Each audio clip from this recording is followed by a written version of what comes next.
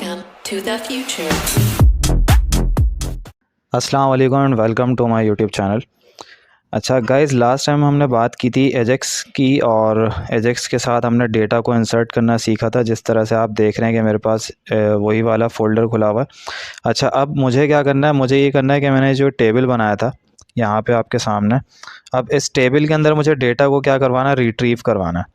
इसी टेबल के अंदर डेटा को मंगवाना है। तो मैं क्या करूँगा, मैं जल्दी से चलता हूँ अपने फ़ोल्डर के अंदर, और यहाँ पे जाके एक फ़ाइल बना लेता हूँ जिसका नाम मैं रख देता हूँ fetch.php।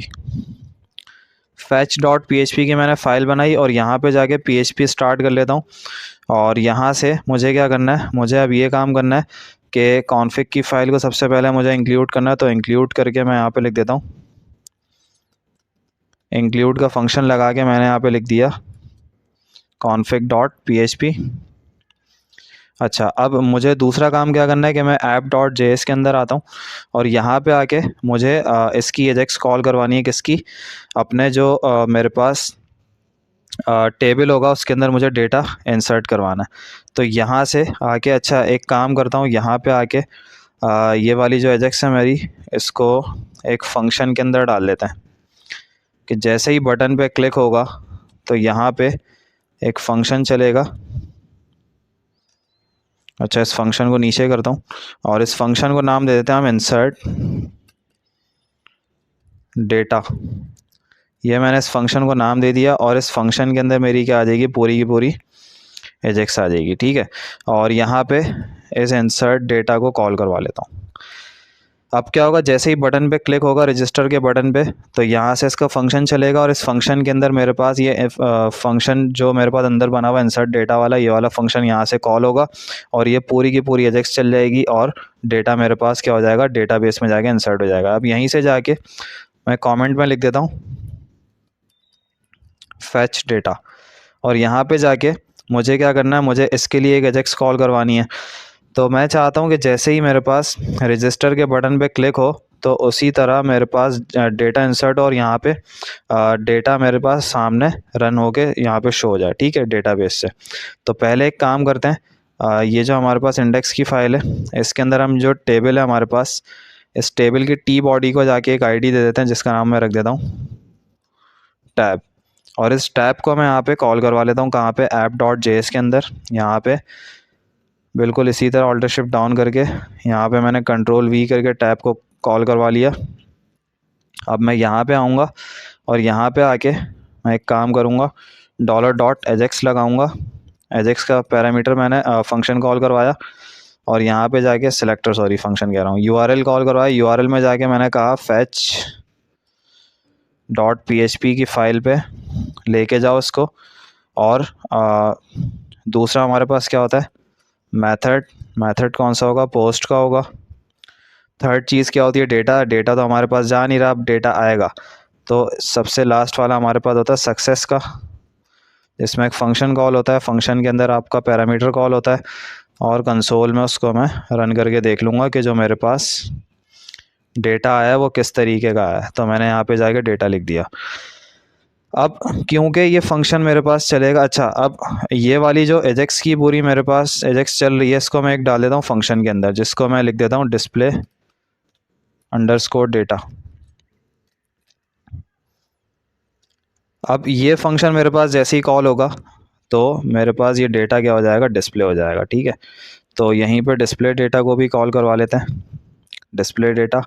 और इसी को मैं कहाँ पे कॉल करवा लूँगा, जैसे ही इंसर्ट होगा तो ये इंसर्ट वाला मेरे पास फंक्शन चलेगा। अच्छा, यहाँ पे इंसर्ट मुझे कॉल करवाने की ज़रूरत नहीं है, मैं यहाँ पे सिंपल क्या करूँगा, यहाँ पे डिस्प्ले डेटा को, अच्छा एक मिनट, मैंने एक चीज़ गलती कर दी। यहाँ पे इंसर्ट तो होगा कॉल, लेकिन यहाँ जाके मैं क्या करूँगा, मैं कहूँगा कि भाई अलर्ट शो करवाओ और अलर्ट के बाद डिस्प्ले डेटा को भी कॉल करवा दो। ठीक है, तो यहाँ पे मेरे पास ये फंक्शन कॉल हो जाएगा। जैसे ही बटन पे क्लिक होगा डेटा इंसर्ट होगा, जाके अलर्ट कॉल होगा, अलर्ट के बाद डिस्प्ले डेटा जैसे ही कॉल होगा मेरे पास रियल टाइम पे डेटा मुझे शो हो जाएगा टेबल के अंदर जाके। अच्छा, अब मैं चलता हूँ फैच वाली फ़ाइल में, तो fetch.php में चलते हैं और यहाँ पे जाके हमें क्या करना है, यहाँ पे जाके हमें एक वेरिएबल बनाते हैं और यहाँ पे जाके MySQL क्वेरी, और क्वेरी के अंदर कनेक्शन वाली फ़ाइल, और साथ साथ सिलेक्ट की क्वेरी। तो सिलेक्ट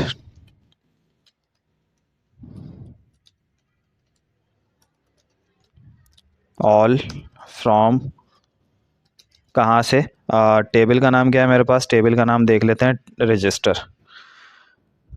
रजिस्टर के अंदर से तमाम डेटा सेलेक्ट करके लाओ, ठीक है। और ये हमारे पास काम हो जाएगा। और जब ये डेटा हमें मिलेगा डेटा के अंदर, तो हम क्या करेंगे, हम इसको एक कंडीशन पे चेक कर लेंगे कि भाई डेटा के अंदर अगर माई एसक्यूएल नम रोज, एक भी नंबर ऑफ रो मिलती है डेटा के अंदर ग्रेटर देन 0, तो क्या करो, आप उसको एक वाइल के लूप में चला दो, और एक वेरिएबल के अंदर डाल दो my SQL fetch associative array, उठा के ले आओ। और इस वाइल के अंदर आप क्या कर दो, इको के अंदर मैं इसको किसको डालूंगा, जो मेरे पास इंडेक्स के अंदर मैंने टेबल यहाँ पे कॉल करवाया हुआ है, इस टी आर को हटा देता हूँ, एक की ज़रूरत, इसकी ज़रूरत नहीं है। इस टी आर को यहाँ से उठा के कंट्रोल एक्स करके, और ये फैच के अंदर जाके इको के अंदर कॉल करवा लेंगे। ये एज इट इज़ हमें क्या करेगा, पूरा का पूरा टेबल टी आर को ले जाके उस टेबल के अंदर टी बॉडी के अंदर फिक्स कर देगा ले जाके, ठीक है। और यहाँ पे हम क्या करते हैं, एक एक करके जो हमारे पास यहाँ पे क्या आएगी, आईडी आ जाएगी। तो आईडी किसके अंदर आएगी,